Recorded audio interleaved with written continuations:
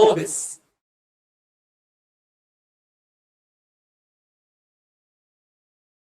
I'm really excited to have these very exciting panelists to discuss about startup role during and after the COVID-19. And just to kick off, I'm pretty sure this question was asked so many times to all of you already. But what will be the business opportunity that you are excited about due to COVID-19?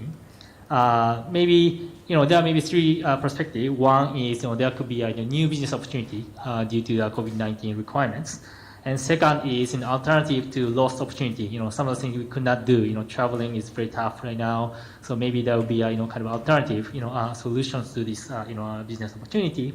And third one is acceleration of existed progress already, right? Digital transformation and others. So just a few ideas, but I just wanted to start asking all of you, your idea for the opportunity. So Emre, do you want to kick off? Sure.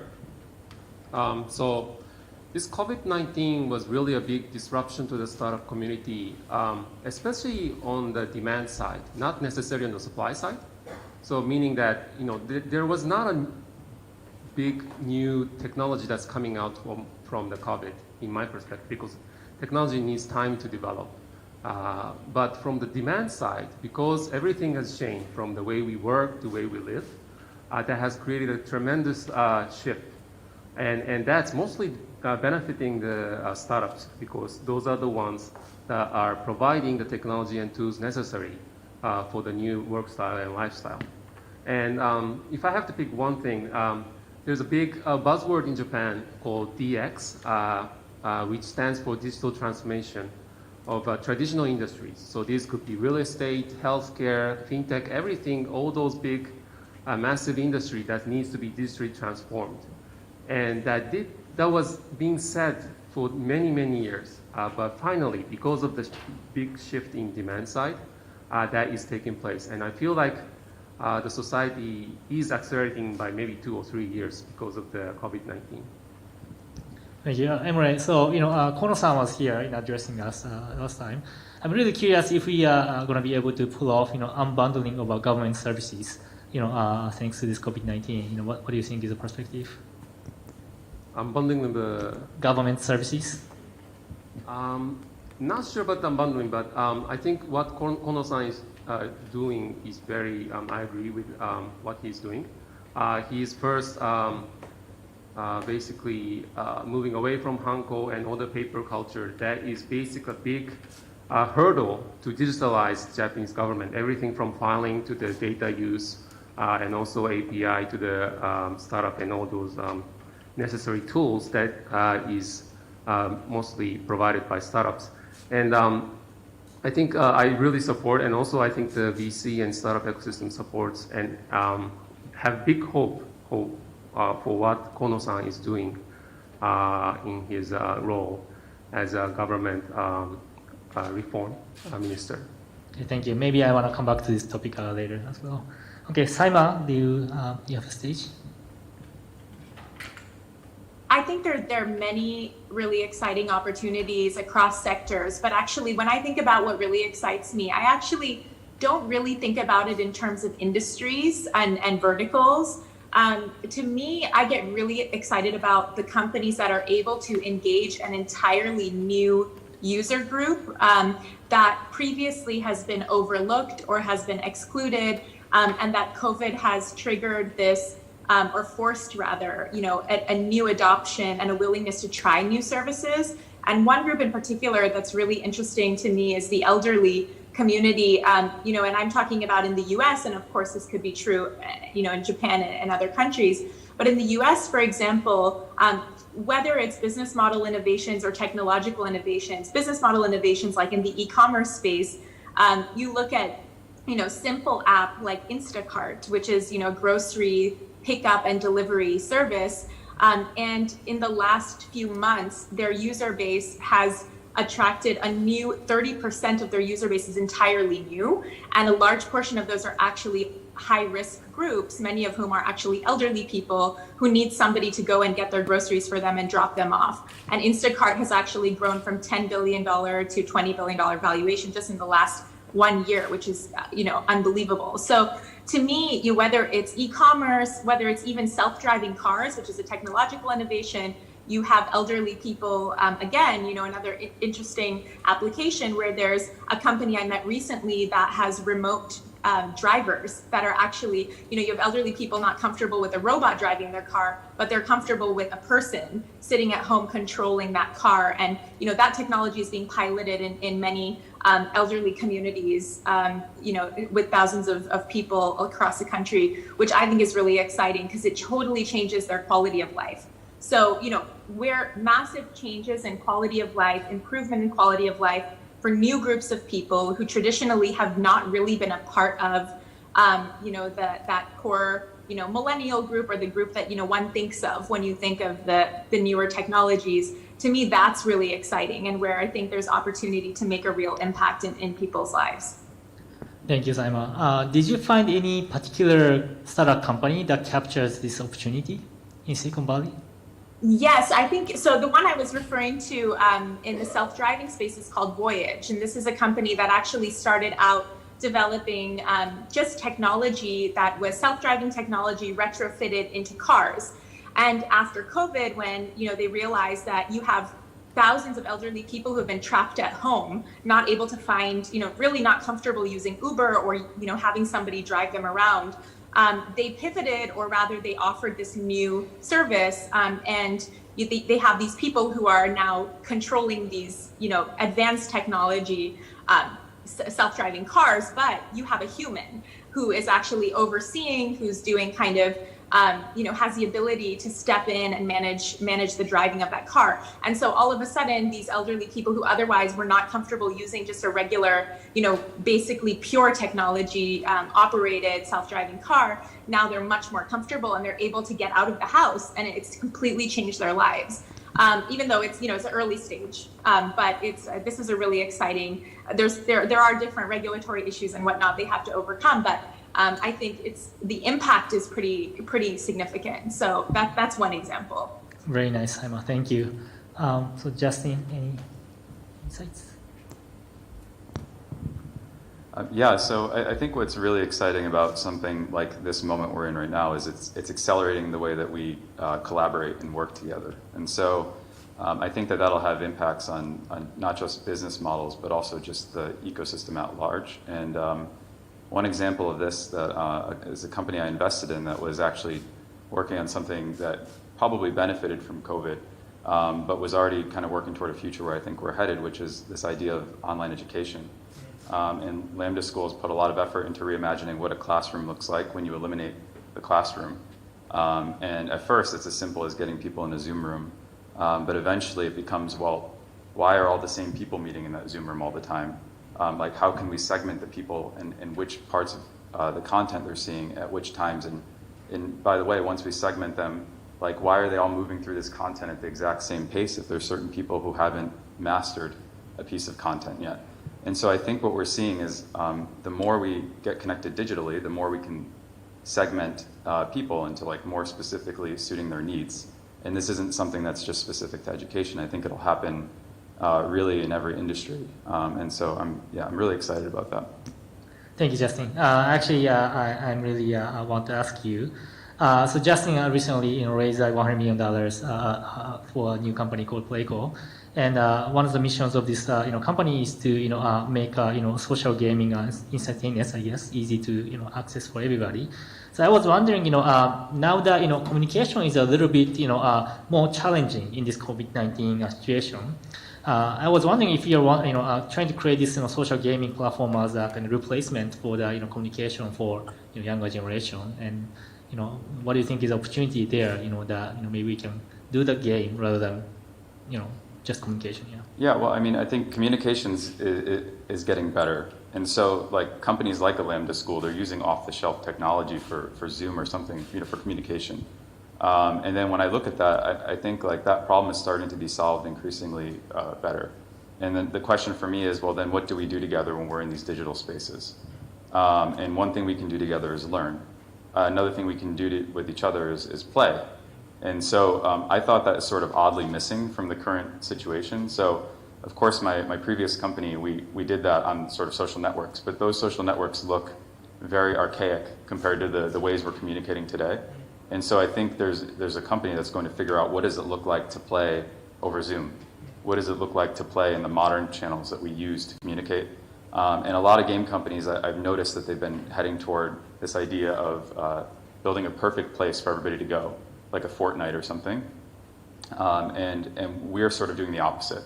We're saying, like, the solution to a world that isn't perfect isn't to build a perfect place and to convince everybody to join. It's to take the place that we already spend our time and to make it better. And so that's really the focus for us, is like, if conversation could be better, maybe part of what facilitates conversation is people having something in common to talk about. Maybe Twitter would have less people that were fighting on it had they been able to experience something together that showed them that they were more similar than they thought.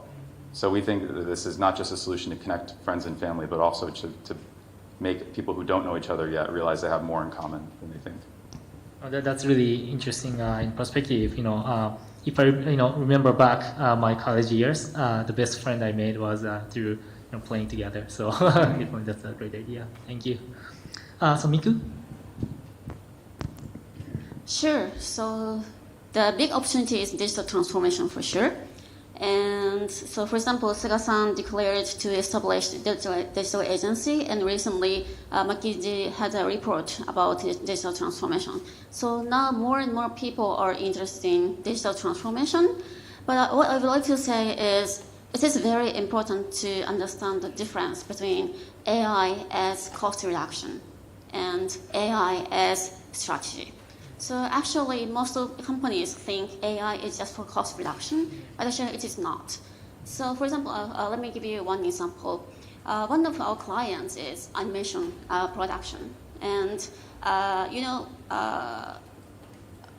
cell picture. And if you want to make an animation, you need to write 5,000 cell pictures for 30 minutes animation. And drawing a character and then coloring. So it is kind of tough. And we made automation for AI coloring. And if you use this AI coloring as just cost reduction, if you have 50 animators in your company, probably the impact will be just 25 people reduction. But if you use it as a strategy, actually you can have maybe like 50 or like 60 millions of dollars. As currently coloring tasks are done by Chinese because this is cheap. But if you have AI coloring, it can be even cheaper than Chinese, and actually it can be much faster than human. So our AI is really fast. So if you upload one cell picture, it can be colored just in like 1 second. So you can you can be the leader of that market. So this is the difference between AI as cost reduction and AI as strategy. So it is like very important to use AI as strategy. So when you talk with your client or new potential client, do you see more enthusiasm toward AI utilization after COVID-19? Sure, because the impact is much bigger. So for example, there is Lemonade? That is AI online insurance company in the US, and they became a $4 billion company within like 5 years. And you can join insurance within like 90 seconds. And if you have an accident, you can get money back within a couple of minutes. So this is super great user experience, right? So if you think AI as just cost reduction, you can achieve this. So it is very important to use AI as a strategy. Thank you, Miku. For the audience, I'm going to open up, last 15 minutes for the questions. So please start thinking about, what are the topic you want to ask. Okay, thank you, everybody. At the same time, started a little bit worried about the economy in the next 1 to 3 years time frame, right? It was surprisingly good economy in the last 6-7 months, despite of difficulty we are facing. But I'm kind of want to get all of your insights into what would happen to the economy in the next 3 years, and what does it mean for the entrepreneurs, also for the VC funds to invest into the company. What do you have to be careful about, and what do you look for? So shall we go in the reverse order now? So Miku, if you have any insights. Okay, so I'm very hopeful for entrepreneurs. As Tokyo 2020, and it was postponed to next year, but I believe it will be held next year. As in last August, they have U.S. Open Championship, and it was the first ever spectatorless game. So there are only players, but without audience, and it became a huge success. So now the central government of Japan and IOC has a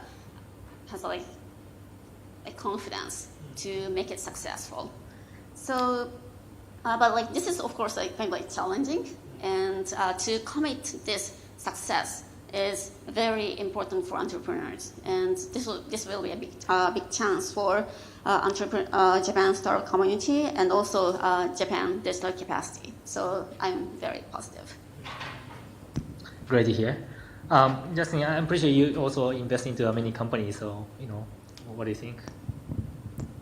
Well, I mean, it's back to the original question of how you organize and how it changes in a moment like this. And I think that what I'm seeing is an opportunity to have companies become more global, not in the sense that they open up satellite offices in different cities, but in the sense that they hire a distributed workforce that works together in a different way. And I think when you change the way people are organized, it'll have an impact on the economy too. So it opens up new ways of collaborating. So typically, if you open up a satellite office, it's got some functional need that it serves. You may open up an office in an area where the cost structure is lower. You may open up an office in an area where it's strategic to the company for one reason or another. But now you can go hire a single person in India, you can go hire a single person wherever, and they don't need to fit within the constraints of this sort of satellite office model.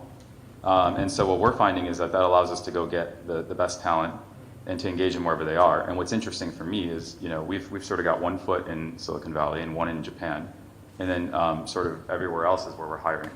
And I think it really becomes about the network that you have as opposed to the places you're based soon, if this continues. And so I think that's actually really good for Japan, because when I think about Japan, I think there's just an amazing wealth of talent. And capital, and I think that it becomes more accessible through a transformation like this. That's really interesting. In terms of talent strengths in Japan, what do you think is strengths, and what kind of people are you trying to hire now? Yeah, I mean, I think there's a huge amount of technology talent in Japan, and I think a large amount of it hasn't been exposed to necessarily the foreign companies. And if there is a sort of an office in Japan, it's the Japan office. And for my last company, we opened up an office like that in Japan. And I think that what you might see increasingly is people hiring Japanese engineers to sort of have a perspective on the market without opening up an office. And so maybe on the individual company level, that means that the number of people they're hiring is fewer. But on a sort of aggregate level, there's going to be more people that can interact with the startup community here. So it doesn't become this huge strategic decision of we're going into Japan, who are we going to do a joint venture with? Where are we going to have an office? Who's going to run the office? It's just there's this great engineer in Japan he's on GitHub, and he committed some awesome code to the technology we're working on. Let's go hire that guy. And then his friend. And so that's the way these networks are growing organically now. Okay. So you're saying because of GitHub and other platform, you have a more universal view of what the talent pool is available. That's very interesting. Thank you, Justin. Simon? You're on mute. Yes. Hi. No, I completely agree with Justin that, I've heard a lot of people refer to COVID as the great equalizer in the sense that from a hiring perspective, being able to not worry about geography. There's so many companies in Silicon Valley now whose diversity figures have really improved because now they're able to hire, from anywhere and not worry about the geographic proximity. So I think that's definitely true. But, to the other part of your question about, what, as a VC, what we are looking for in entrepreneurs and startups that's different from before, I think now it's becoming increasingly important more than ever. There's a couple of things. One is really having a higher purpose, a greater purpose to what you're doing. So whenever we meet a company and they talk about just the product and not really like, what is the end game here? Who are you trying to impact? What is the transformation that you're looking to take place over a longer period of time? It really makes you wonder, can they really stick it out? This is a hard time, and there's going to be a need to adapt and grow and go through a lot of challenges more than normally there would be. So that higher purpose. But the second is really, understanding the customer pulse. And understanding that needs are changing so rapidly that if you're not willing to iterate, very regularly, get customer feedback very regularly, it sounds like an obvious point, but it's the reason why 9 out of 10 startups actually fail in Silicon Valley is, you'd be surprised by how many times I've heard a pitch or a presentation where, I hear about a product that the entrepreneur really wants to sell, but that nobody necessarily, they don't know if anyone wants to buy it. They haven't spoken to a single customer necessarily before they've launched it. So for us, the most important thing right now is, how frequently are you actually talking to your customers, hearing their feedback, and then actually willing to take that and iterate and adapt very rapidly, because that's going to differentiate between the startups that survive and the ones that don't, I think, is that willingness to listen and the willingness to change and pivot. Interesting. One of the points I got really interested in your comment was, now startup need to have a little bit higher purpose than just a profit. I was talking with my friend and talking about how it is important to think about sustainability of the world as well as well-being of the people in addition to the profit of the company. And is it really true that this trend has been pushed thanks to COVID-19, or what is your take for looking around the startup companies? The trend that there should be a focus on the higher purpose, you mean? Exactly. Is that? Yeah. I think that is, it's kind of, if you don't have that, it's going to be very difficult. So if you bring it back to what Jeff Bezos says all the time, which is, really about, you have to stay focused on your vision, but be flexible on the details, right? Something like that. So, that vision, that higher purpose of like, really, what is the end goal? If that, you have to be able to stay, very disciplined about, but being able to be flexible. And I think that, to your question, I think one of the biggest challenges that COVID has raised for a lot of startups is morale issues, because collaboration is really not, it's really a team sport. It's not a solo act. And, while there are tools, and Justin mentioned this, really exciting new ways to collaborate at the same time, I think for a lot of people, being at home and not being around people has been difficult. And so a lot of the companies that we, work with have invested significant amount of resources in the well-being, the mental health, the overall, the people that they work with, and making sure that their wellness is the priority. So, we have seen that for sure so far. Interesting. Do you have any comment on this, Emre? Sorry, I was thinking about the next question. Sorry. No, just the question is, I was just curious, if the objective of startup, objective of company, is it really going beyond making money? And of course, there's a big trend that coming to the world in this direction. But I still think when you're actually investing money into companies, you primarily look for profit making. So as a VC, how do you balance, and what do you think? Yeah, that's an excellent point. We are very for-profit VC. So if you ask, I had to choose one thing, then it's definitely a profit. But I feel like there's a convergence between for-profit and also what we call like a social impact definitely happening. And some of our portfolio companies, although we invested for profit reason, they are sometimes labeled as SDGs, Sustainable Development Goal companies, or they are social impact companies, but we don't intend that was not our intention when we first invested. For example, there's a company called Global Mobility Service, which is providing fintech service to Southeast Asian,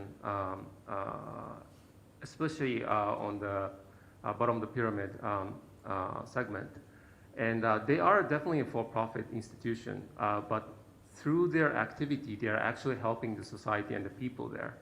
And so there's a definitely overlap of the goal between the profit and the social impact. And I think I'm starting to see more and more cases like that. And you wanted to talk about Oh, something sure. else? So in terms of the startup economy, I'm very positive overall, but I think there will be some adjustment inevitable in a year or two time frame, especially at the early stage and also for the later stage for two different reasons. For the early stage, so the COVID-19 did not really create a huge failure in startups. And one of the reasons is because of the safety loan provided by the government. Some startups were able to raise several millions or sometimes close to $10 million, even at their early stage, because the government was very encouraged to help startups. And they basically skipped equity round. So, there were some startups that we were talking to about the equity round, but they decided not to raise one because they were able to get a very cheap loan from the banks and government and beyond. And I think, so that really postponed some of the inevitable pain for maybe a year or two. So maybe in a year or two, when they start to raise the equity round, maybe there will be more difficult conditions imposed on them if they cannot achieve the expected growth. And also for the later stage, I think it's true both in Japan and the US, but the public market is booming.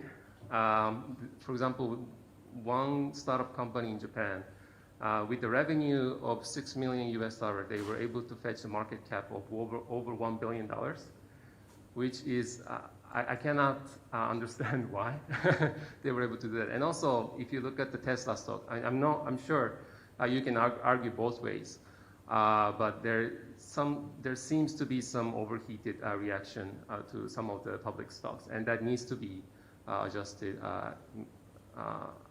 I'm thinking that they will be adjusted in a year or two or time frame. Interesting. Okay. I guess maybe related to this kind of topic. One of the things I'm quite concerned about especially Japan economy is Japanese population is going down from now on, and probably GDP total GDP number of Japan is probably reached a peak maybe last year, and then maybe our way onward is probably just going down forever. Right, so maybe there will be no comeback of a GDP increase of Japan economy, but of course, as entrepreneurs, you guys are all optimistic. So I just wanted to ask, how would you advise to such a country, how we should approach a startup ecosystem? How should we build it? How should we encourage entrepreneurs to challenge? Does anybody have a comment on this point?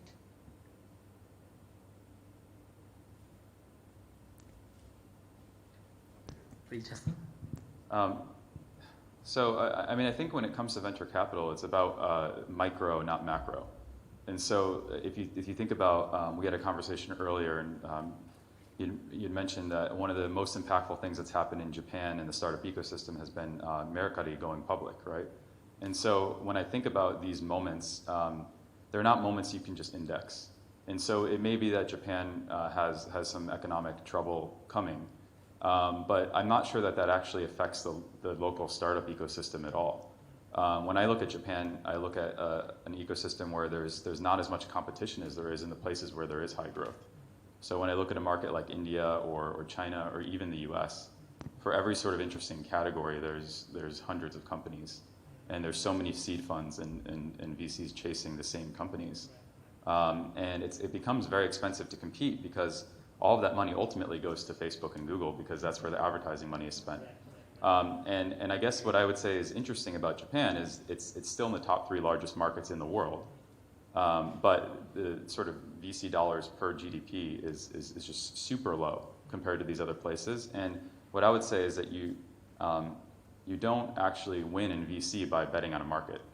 At least I'm not aware of any funds that have really succeeded in doing that very well. And so in that sense, like I think Japan is one of the most interesting places to be investing in venture capital right now.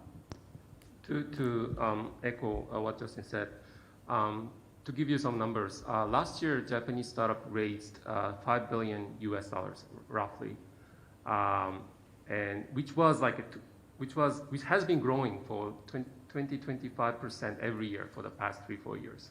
But 5 billion is very small compared to the US or China. I think US or China last year the figure was about 100 billion. So it's only 5% of what those countries are investing into startups. So compared to the economy size, Japan has much more room to grow.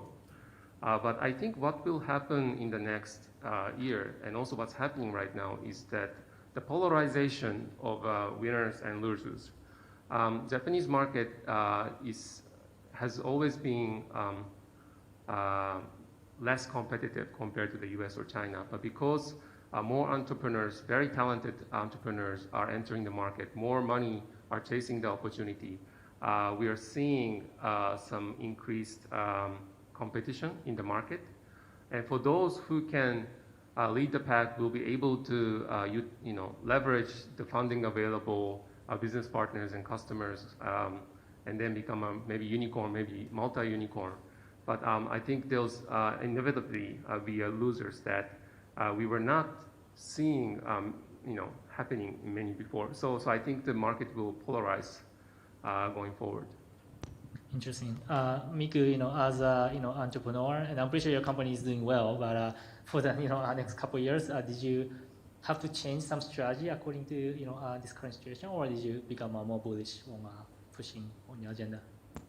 Yeah. So the first time I started my first company was 15 years ago, and at that time nobody wanted to start your own company, and people think I was just crazy to start my own company. But now startup is kind of like cool thing, and as they said, it is less competitive than other countries like US or China. So I believe, yeah. So actually, I didn't understand why many people want to work at a big corporate. I believe you should start your own company, but and also the Japanese ecosystem is getting much better than 15 years ago, but still it is a lot smaller than US and China. So I think many people should come to startup. Start your own companies. Thank you. Any other comments from anybody? Yes, I think there's one point that I think is really important is, while I completely agree with everybody that, the early stages of the entrepreneurial ecosystem in Japan are promising and there's a lot of potential and scope, I think one thing that's really important and would be great for the government to focus on, and particularly if you look at Silicon Valley, what really was one of the most critical pieces that really made it work and grow and succeed was the open and welcoming immigration policy. I think the fact that they were able to attract the best talent from all over the world, from India, China, Middle East, Europe. And if you look at the founders and also the CEOs of some of the largest tech companies, whether it's Google or Microsoft, they're immigrants. A lot of them are immigrants. Half of co-founders of startups in Silicon Valley are immigrants. One third of co-founders are Indian immigrants. And so, I think it's not, when we talk about immigration, it's not just about handing over a 2-year visa, but really a path to not just citizenship, but a path to becoming a part of the social fabric, to really becoming, Japanese, to be a part of the Japanese ecosystem for people from all over the world. And I think that's going to be, really a huge opportunity for Japan to really kind of have this explosive growth, if there's a way to really attract that global talent from all over the world. Okay, Thank you. Yeah. No, I want to hear also the Justin's perspective because he's also building a very global and diversified distributed team. Well, I mean, I did choose to move back to Japan by choice for the last 4 years I've been here. This is my second time here. The first time I was here was a decade ago when we opened up a Japan office for my first company, Zynga. And so that time I came on a mission to help train up that office in product management and like the way that we did things in headquarters. And this time I just came because I wanted to. And because I saw some opportunity here, I invested in some Japanese startups and I realized there was a lot of interesting things going on in the ecosystem I wanted to learn more about. When it comes to the immigration side, I think it's all 100% true. I think it's from a policy perspective, I'm seeing a lot of great decisions being made. I think the volume of people required is sort of daunting. And I think that's going to probably come from things that aren't necessarily policy driven. So I'm excited about what Shibuya is doing to sort of move a lot of these things forward. And I'm hopeful that people already have, Japan is very appealing to many people in the Bay Area. It's the type of place they want to come on vacation. And many people will say, a few years ago when I moved here, they would often ask me like, well, why did you move to Japan? Because it was sort of like surprising. But now every time I get on the phone in the last year, no one ever asks that question. I'll just say that. But they are looking for like opportunities to move, and you're seeing people leave Silicon Valley to go to other states where they can go have like a more peaceful life somewhere in the U.S., in the middle of the U.S., where you wouldn't see people move very often. I have a lot of friends doing that, and just they're being more deliberate about where they live now because they're realizing they can work from most any place. And if you have the network, it sort of stays with you. It's a bit like going to university. You go to Silicon Valley, you get the network, you keep that. You don't need to stay there necessarily to keep a good chunk of it. And so I think we're going to see more people moving. I think that maybe there's some more creative ways to get it to happen faster, but I'm trying to help out to what extent I can with Shibuya to do that. Thank you.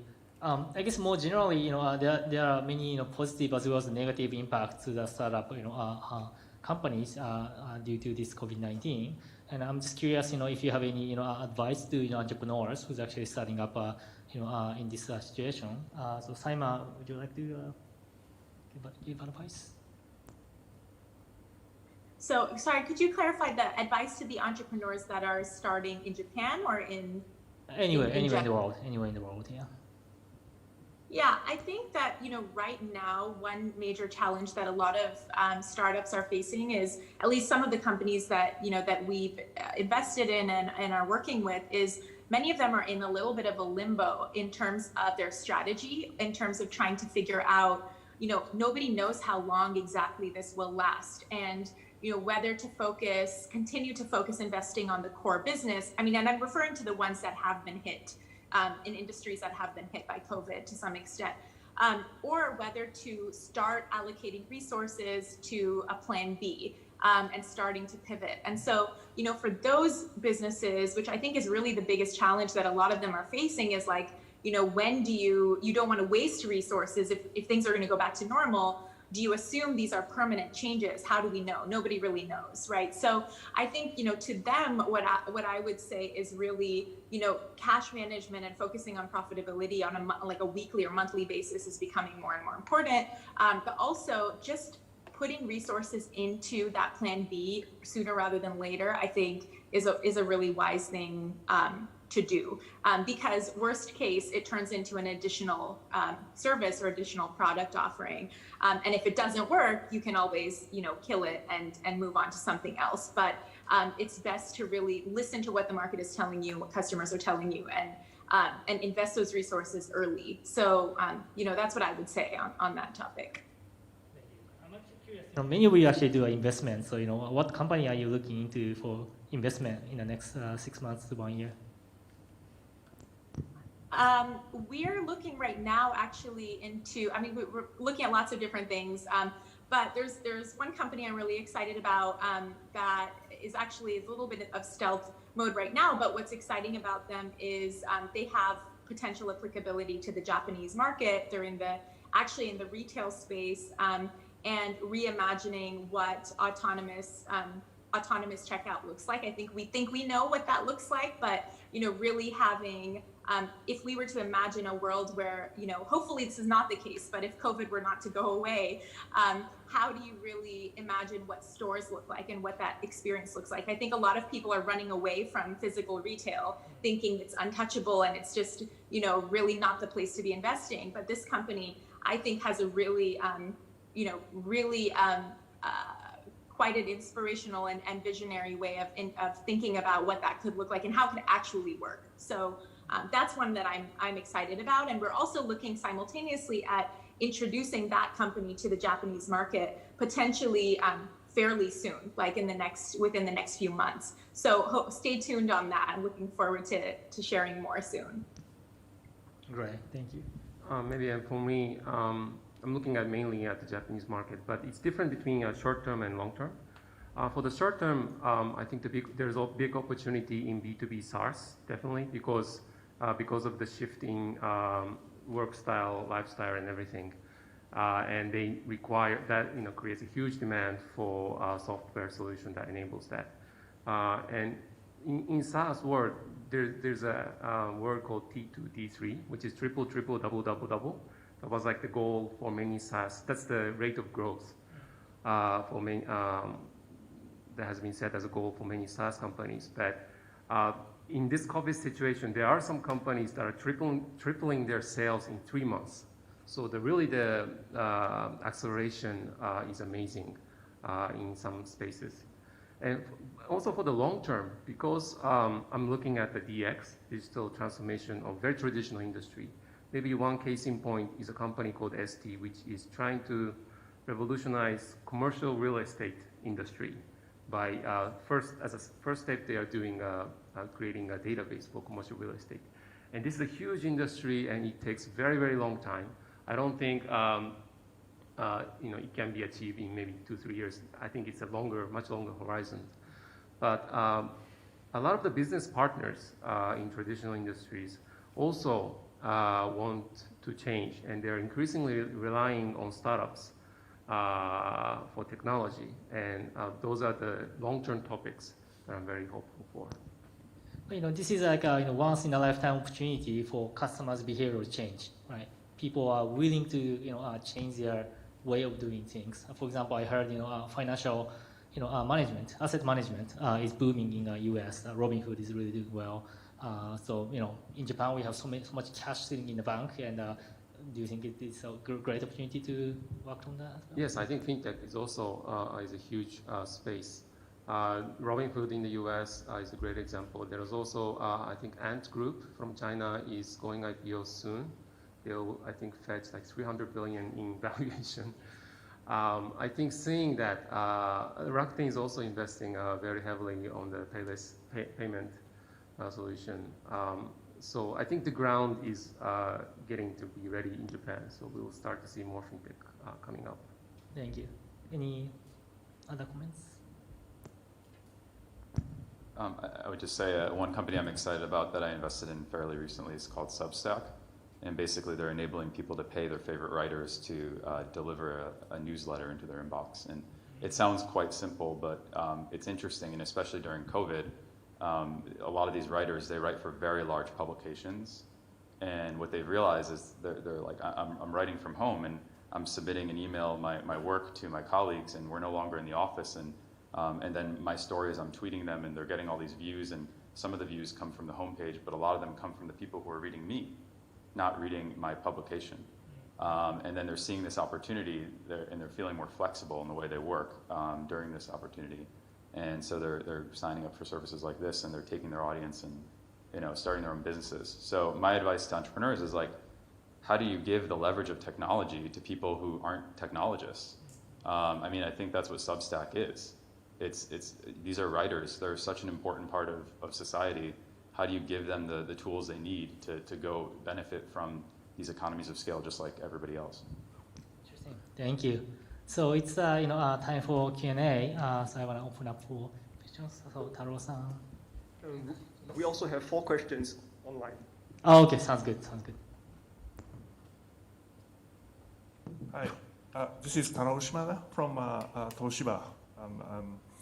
I'm quite inspired by the comment from the Justin about the technology.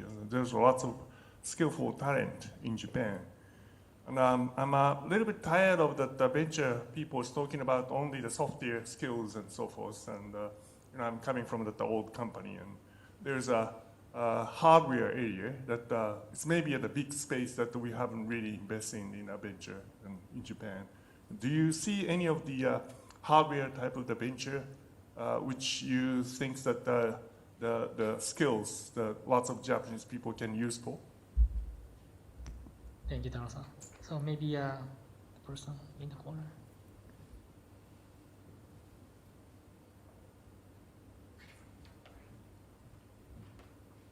Hi, I actually had a quick question around, we talked a little bit about growing the ecosystem here in Japan, and I'm curious as to whether from a startup perspective in terms of new markets or in terms of talent, how many of you are looking into all the other markets that have had massive amounts of success in terms of growing their ecosystems in recent years? So even New York or London or Paris or Berlin, Singapore. I think Silicon Valley we often look to as a model, but there's a lot beyond Silicon Valley, and I'm interested in how much you're tapping into that. Thank you. So Yuto. One more. This morning, when we talked, and this is a question to Miku-san and Emra-san, this morning when Minister Kono was talking about the reform and transformation in the government, I would like to see the comparison for Japanese traditional companies, manufacturing, banking industry. Post-COVID, how has their behaviors changed on utilizing AI technology or collaborating more with startups? How's the traditional Japanese companies start to change and reform themselves in the COVID era? I'd love to hear your perspectives. Thank you, Yuto. So let's start answering. So how do I venture for Japan? Anybody has an answer for this? Maybe I can start off with answering. So we also invest in hardware startups. Maybe I would say 10 to 15% of our startups has hardware element. And what's very interesting about the hardware is that it enables startup to take data that is not available before. And most of the software startups, they are basically analyzing and adding value to the data that has been collected by somebody else, usually big GAFA players. But those hardware players, they are collecting their own data, and they have a shot at being a platform.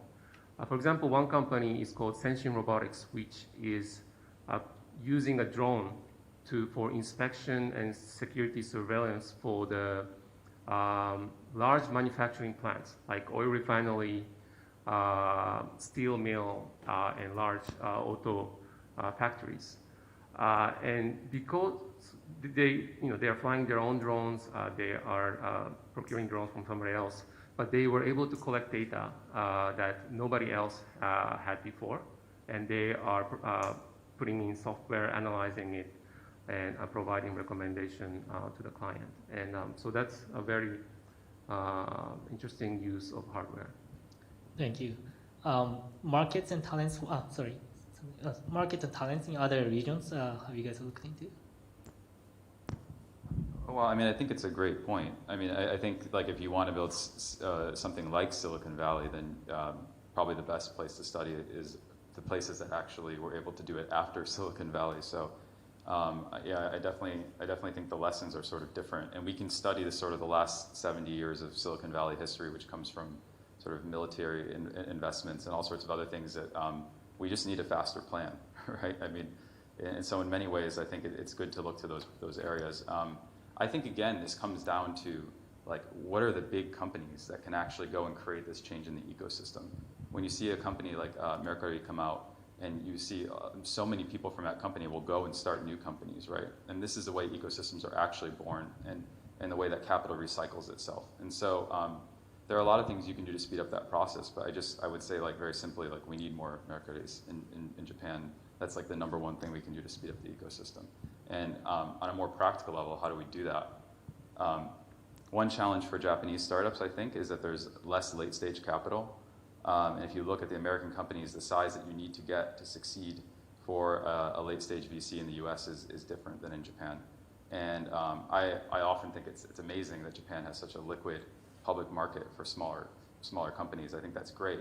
It forces discipline for those companies to be profitable and operationally disciplined much earlier than American companies. But the flip side of that discipline is that a lot of companies have to optimize for profitability instead of growth. And what that means is that these companies that could have been these multi-billion-dollar unicorns are often they're set on a track that's sort of destined to become like sort of mature before they're ready to be mature. And so the opposite is totally true for Silicon Valley. There's thousands of companies that have no real business model, and they focus so much on growth, they'll never get to profitability. But I think that this holds Japan back a bit. And so when it comes to creating that ecosystem, I would just like to see more like late-stage capital with people thinking bigger. I think that could help. Thank you, Justin. So Miku, on the question about how the traditional companies are responding to this. They got really changed. So probably like 2 or 3 years ago, they started like open innovation thing, and then it was rapid. And then after that, it became kind of like slower. But right after COVID, it became again more rapid. So now like they started to understand the difference between digitization and digitalization, and they decide digital transformation for midterm business plan. So yeah, I feel like there's a big change. Thank you, Miku. So let's take a question from online. All right. How many questions do you want me to take online? Take 3 online questions. All right. So the first question is, given that there are huge leapfrogs in the world right now, especially China, do you have any recommendation for Japanese startups or incumbent to benefit from collaborating with those companies in Asia, especially with those digital and data development? The second question is, what will be the midterm or the long-term effects of COVID-19 on the attractiveness of Silicon Valley for technological companies? The third question is by Tom Kelly. As the startup scene in Japan continues to grow, it increasingly competes with the other regional or global startups. What do you think are the distinctive strengths of Japanese startups or the special opportunities for a startup in Japan? So does anybody want to address this opportunity to work with Asian companies?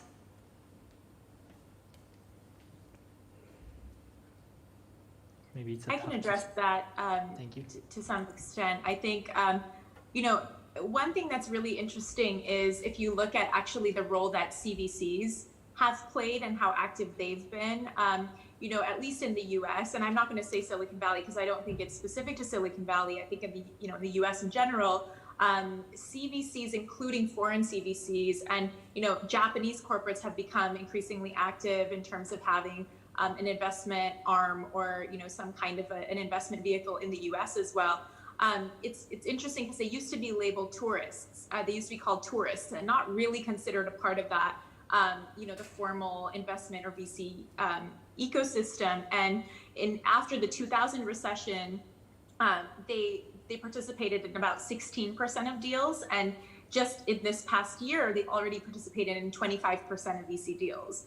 And so they're becoming a very serious and active part of that ecosystem. And I think a big reason for that is that startups are really looking for partners and access to new markets and quicker ways to break down barriers, new opportunities for distribution, access to new customers. And so, CVCs really, have many of them have actually come through in delivering that kind of value. So I think that that's one way to look at ways to collaborate is looking at the fact that there is a reason why they're becoming increasingly popular in recent years.